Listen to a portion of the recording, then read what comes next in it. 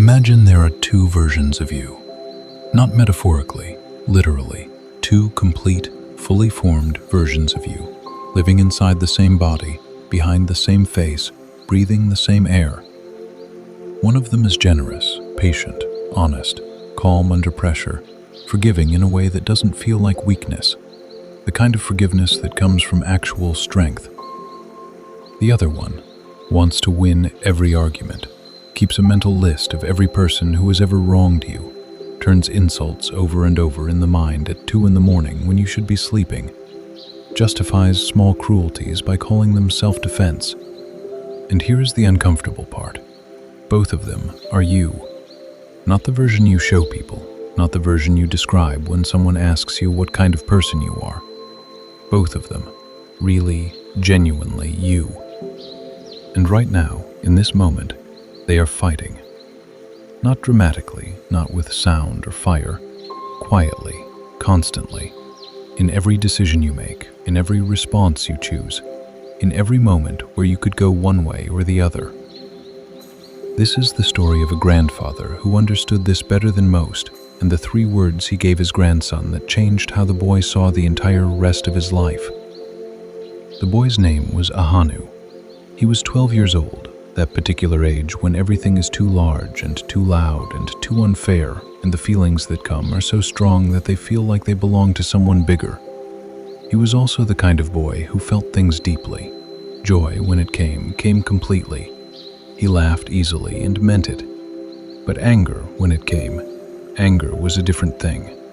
Anger arrived like weather, like something from outside him, something that happened to him rather than in him.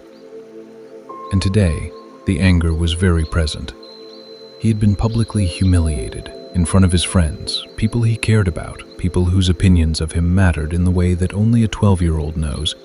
A boy named Chaitan had mocked him. Not a small thing, not a quick comment easily forgotten, something specific and pointed that found the exact place in Ahanu where he was most uncertain about himself, and pressed there, deliberately, with an audience watching. And Ahanu had not fought back. He had frozen, and that felt in some ways worse than the original wound. He had walked home through the forest without seeing the trees.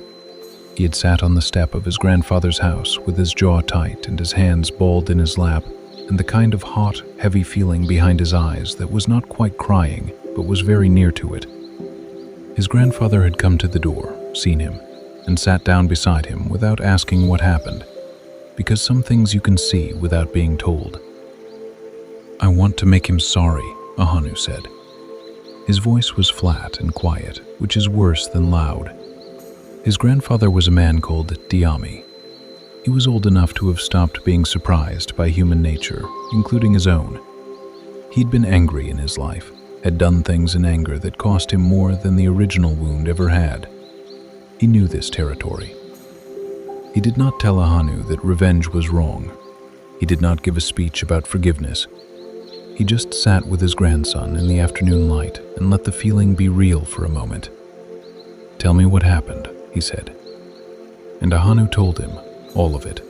The words Chaitan used, the faces of the people watching, the frozen moment when Ahanu could not find a response, the long walk home. Diami listened to everything. When Ahanu finished, the old man was quiet for a moment. Then he said, "I know this anger. I have felt it too. There is something inside me that has felt it many times." Ahanu looked at his grandfather, this patient, steady man who seemed to exist in a permanent state of quiet, and tried to imagine him feeling what Ahanu was feeling right now. It was difficult. "There is something inside every person that feels this way," Diami said. "And I want to tell you something about it, something that someone told me when I was not much older than you." He shifted on the step. "There is a battle happening inside me," he said. "A terrible, constant battle. It has been happening my whole life, and it is happening inside you too, right now, and inside every person who has ever lived. It is a battle between 2 wolves," the old man said. "2 wolves," Ahanu repeated. "One wolf," his grandfather said, "is dark. He carries anger, the kind that feels righteous but slowly eats you from the inside. He carries envy, the constant checking of yourself against others, the scorekeeping, the feeling that someone else's good fortune is somehow a comment on your own life. He paused. He carries resentment, the oldest and most patient of wounds, the ones we polish and keep bright because we are not ready to let them go. He carries arrogance, the need to be seen as more than we are, to never be wrong, to never be caught not knowing something. He carries self-pity, the voice that says the world has specifically and personally arranged itself against you. He looked out toward the trees. And he carries something else, the most dangerous thing he carries, the lies we tell ourselves to feel justified when we do harm, the stories we construct so that our cruelty looks like self-defense, our pettiness looks like principle, our cowardice looks like wisdom. Ahanu was very still. "He is always hungry," the grandfather said. "This wolf. He is never satisfied. He eats, and the hunger only grows. And everything he eats, it turns to more hunger, more anger, more resentment, more need." He let that settle. "And the other wolf?" Ahanu asked. His grandfather's expression shifted slightly. "The other wolf carries joy," he said. "Not the loud kind, not the joy that performs itself for other people. The quiet kind. The kind that is simply there, underneath things, regardless of circumstances. He carries peace, which is not the same as the absence of conflict. Peace is what you have inside yourself while the conflict is happening. Peace is the ground you stand on. He carries kindness, not the weak kind, not the kind that says yes to everything because you are afraid of conflict. The kind that comes from actually caring about the person in front of you. He carries honesty, the courage to say the true thing even when the comfortable thing is right there, available, so much easier. And he carries humility, which people confuse with smallness. Humility is not thinking less of yourself. Humility is simply not needing to prove yourself at every moment.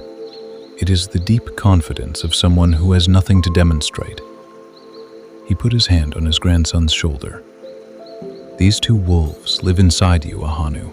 They have always lived inside you. They will always live inside you.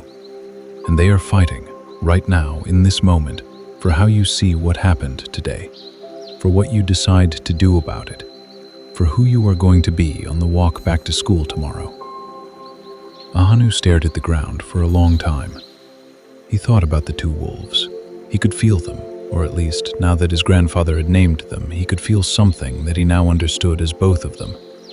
The dark one was loud and present and had been running the afternoon. The other one was quieter, but it was there. He could feel it too, underneath the anger, a smaller, steadier thing that did not want to go to school tomorrow with revenge in its chest. He looked up at his grandfather. "Which wolf wins?" he asked. The old man met his eyes. "The one you feed," he said. 3 words. Ahanu sat with them. The one you feed. Not the stronger one, not the older one, not the one that had a head start. The one you feed. And here is where Ahanu, being 12 years old and genuinely intelligent, pushed back. "But how?" he said. "How do I feed the other one? The angry one is just there. I didn't ask for it, it just arrived. I can't make it not arrive." His grandfather nodded slowly. "No," he said. "You cannot stop it from arriving. Neither can I. Neither could my grandfather. The dark wolf will always arrive. That is not the question." "Then what is the question?" "What you do after it arrives," the old man said. "The wolf arrives. You cannot control that. But then there is a moment, a small moment. Sometimes it is only a second long, sometimes a breath. And in that moment, you choose." "Choose what?" "Whether you feed it." He looked at his grandson. "Every time you let the angry thought run, you feed it. Every time you rehearse the thing you wish you had said to Chaitan, you feed it. Every time you imagine his face when you get your revenge, you feed it." And every time you let the thought pass without following it, you starve it. Every time you ask yourself what is actually true rather than what the anger is telling you is true, you starve it. Every time you do the thing the calmer wolf would do, even when every part of you wants to do the other thing, you feed the right one. He stood up slowly, the way old men do. "It is not a thing you do once," he said. "It is a thing you do 10,000 times, in 10,000 small moments, for the rest of your life." He looked down at his grandson. "But here is the good news. Every time you do it, it gets slightly easier. The dark wolf gets slightly quieter, not silent, never silent, but quieter." He put his hand on Ahanu's head for a moment. "Come inside. There is food." He did not forgive Chaitan the next day. He was 12 years old, and forgiveness at 12 is still mostly theoretical. But he did not seek revenge either. He went back to school. He walked past Chaitan without the rehearsed response he had spent the previous evening constructing. He sat with his friends and he talked about other things. It was not peace exactly, but it was a choice. And that choice, that one small, unglamorous, unwitnessed choice, was the beginning of something. Years later, Ahanu would tell his own children about the two wolves, and when he told it, he would always say the same thing at the end. "The battle never stops," he would tell them. "Your grandfather had it, I have it, you will have it. That is not the problem. The question is always just, which one are you feeding today?" This story has traveled for generations because it names something true, not inspirationally true, not comfortingly true, actually, uncomfortably, precisely true. We are not one thing. We contain both wolves, every single one of us. The person who is generous and the person who keeps score. The person who forgives and the person who rehearses grievances at 3 a.m. The person who tells the truth and the person who constructs a version of the truth that is most favorable to them. And the mistake we make, the mistake that costs us decades sometimes, is believing that we need to destroy the dark wolf. You cannot destroy it. The wolf is not a flaw in your character. It is part of being human. It is the part that evolved to protect you, to make you fight when fighting was necessary, to make you angry when anger was the appropriate response. The work is not to eliminate it. The work is to stop feeding it when it is not needed, and to start feeding the other one, deliberately, consistently, quietly, in 10,000 small moments that nobody else will ever see, until it grows strong enough to be the one that shows up first. That is the entire practice. That is what it means to build a character, rather than simply having a personality.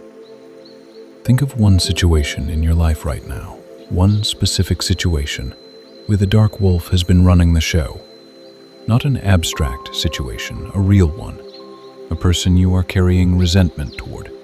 A story you keep telling yourself about why you were wronged. A thought you return to again and again that leaves you feeling worse every time. Ask yourself honestly, how long have I been feeding this?